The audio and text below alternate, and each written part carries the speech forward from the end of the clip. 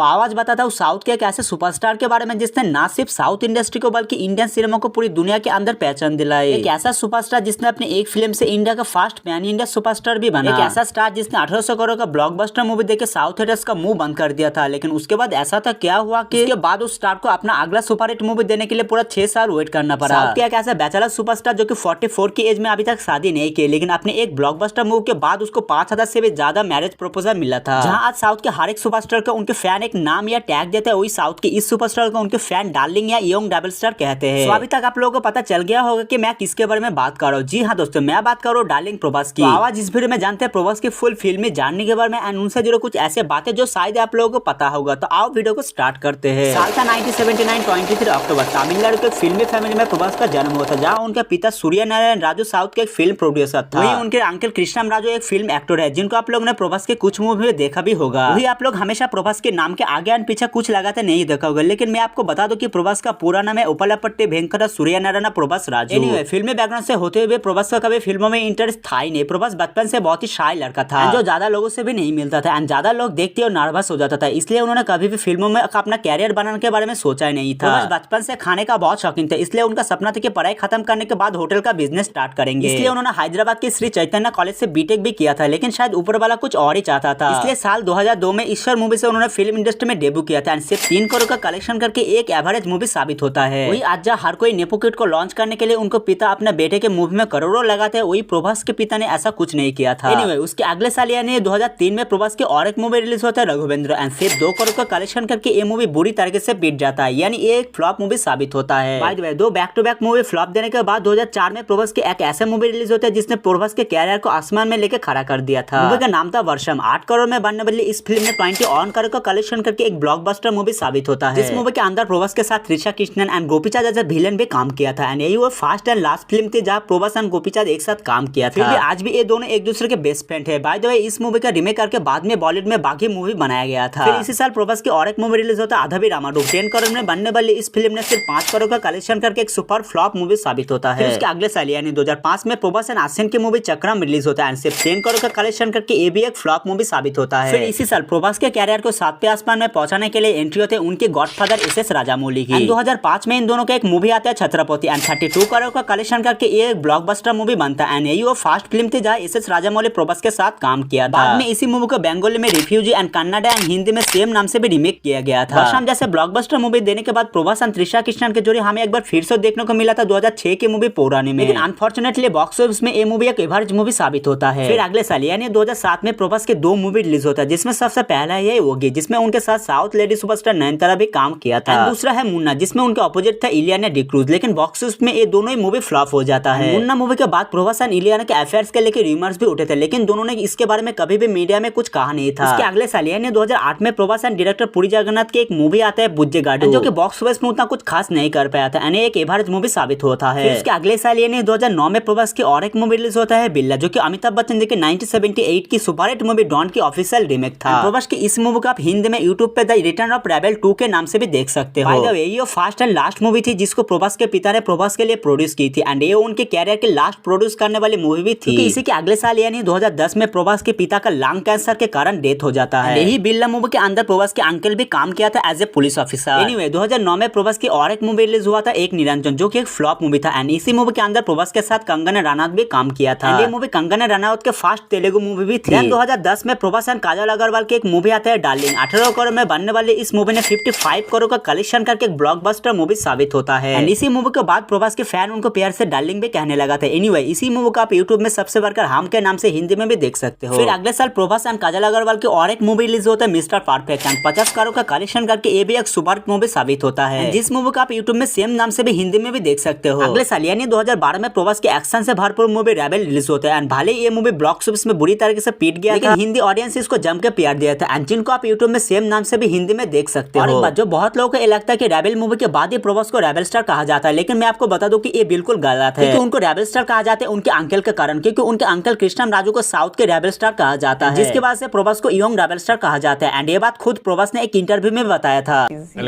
I don't know why he is called Rebel Star, but I completely understand why he is called Darling. Why are you called Rebel Star? Because my uncle is a Rebel Star. So you Oh, it's got from it. that. Oh, Yeah, okay, from okay. there. Yeah.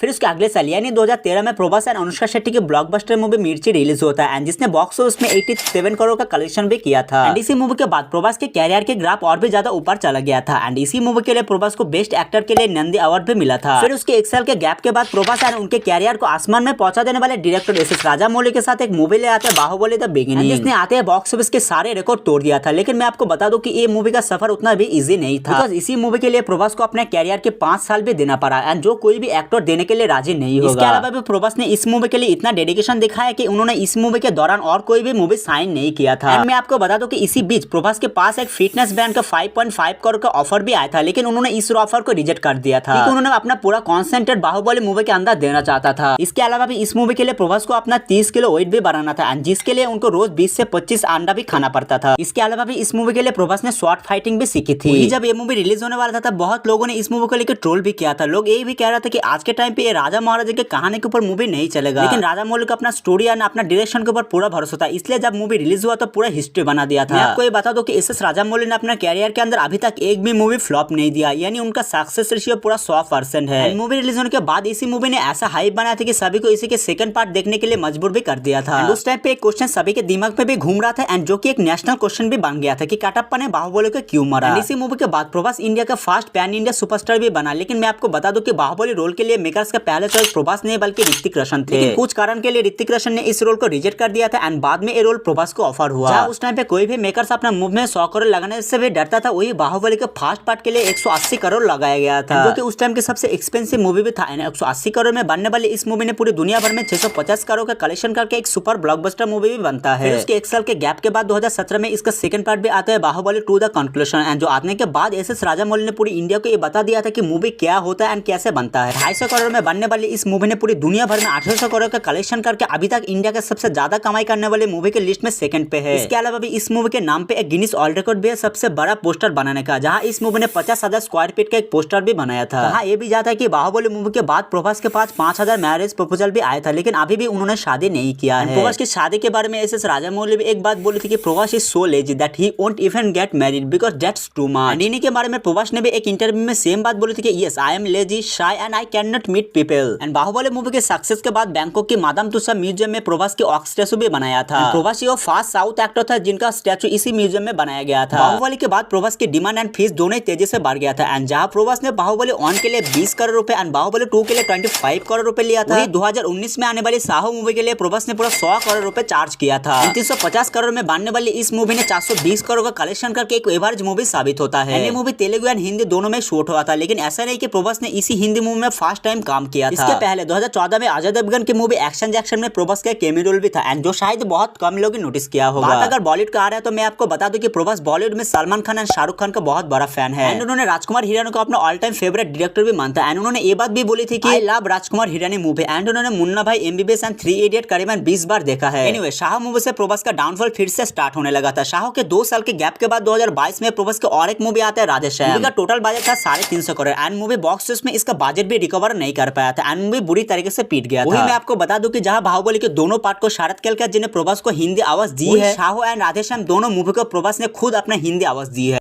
गली cricket में तो सब तेंदुलकर है, असली talent वो होता है जो भरे मैदान के बाहर सिक्सर मार सके। फिर उसके 1 साल के बाद प्रभास की और एक मूवी रिलीज होता है आदिपुरुष, जिसको अभी तक इंडिया का सबसे एक्सपेंसिव मूवी बताया जाता है। 700 करोड़ में बनने वाली इस मूवी ने अपने घटिया वीएफएक्स, डायलॉग एंड डायरेक्शन के वजह से बॉक्स ऑफिस से बुरी तरीके से पीट गया था। मूवी ने अपना बजट का हाफ भी बॉक्स ऑफिस में कलेक्शन नहीं कर पाया था। और मैं आपको बता दूं कि ये तीनों मूवी यानी Shah, Radheshyam and Adipurush T series के अंदर बना था एंड जब मूवी का फ्लॉप होने के बारे में टी सीरीज के मालिक भूषण कुमार से पूछा गया था तब उन्होंने ये बात बोली थी कि प्रभास के फ्लॉप मूवी जितना कमाते हैं दूसरों के हिट मूवी भी उतना नहीं कमा पाता एंड ये बात बहुत सही भी लगता है। Even Saho, which did that kind of business, but his lowest business was also a hit business of Hindi movies. Anyway 2017 की बाहुबली 2 के बाद एक भी हिट मूवी ना देने वाले प्रभास के उसी साल यानी 2023 में डायरेक्टर प्रशांत नील के साथ एक मूवी आता है सलार। 170 करोड़ में बनने वाली इस मूवी ने वर्ल्ड वाइड 700 करोड़ का कलेक्शन करके एक ब्लॉकबस्टर मूवी साबित होता है। फिर इसी साल यानी 2024 में हाल ही में प्रभास की और एक मूवी रिलीज हुआ है कल्कि 2898 AD एंड जो अभी आप थिएटर में भी देख सकते हो। 600 करोड़ में बनने वाली इस मूवी ने अभी तक वर्ल्ड वाइड 1000 करोड़ से भी ज्यादा का कलेक्शन कर लिया है। इसी के साथ शाहरुख खान के बाद प्रभास वो इंडियन एक्टर है जिन्होंने 1000 करोड़ के 2 मूवी दिया है। इसके अलावा भी प्रभास प्रभास की कुछ अपकमिंग मूवी भी है, जिसमें सबसे पहले है कन्नप्पा, जिसके अंदर उन्होंने एक कैमियो रोल करेंगे। उसके बाद संदीप रेड्डी बंगा के साथ एक मूवी आने वाला है स्प्रिट, देन सालार की पार्ट 2, देन आने वाला है राजा साहब, एंड बाद में आने वाला है काल्की की पार्ट 2। वही अगर बात करें अवार्ड की, तो प्रभास को अभी तक Nandi award, cinema award, south Indian international movie award भी मिल चुका है। आज जहाँ हर कोई एक्टर मूवी के अलावा भी ब्रांड एंडोर्समेंट से भी पैसा कमाते, वही प्रभास ने 2020 में एक ब्रांड के 150 करोड़ का ऑफर भी ठुकरा दिया था। और मैं आपको बता दूं कि प्रभास ने अपने लाइफ में अभी तक सिर्फ एक ही ऐड किया है, वो है महिंद्रा का कार का। यही था प्रभास की फुल फिल्मी जर्नी एंड उनसे जुड़े कुछ बातें। अगर आपको वीडियो पसंद है तो वीडियो को एक लाइक या चैनल को भी सब्सक्राइब कर देना। मिलते अगले वीडियो में।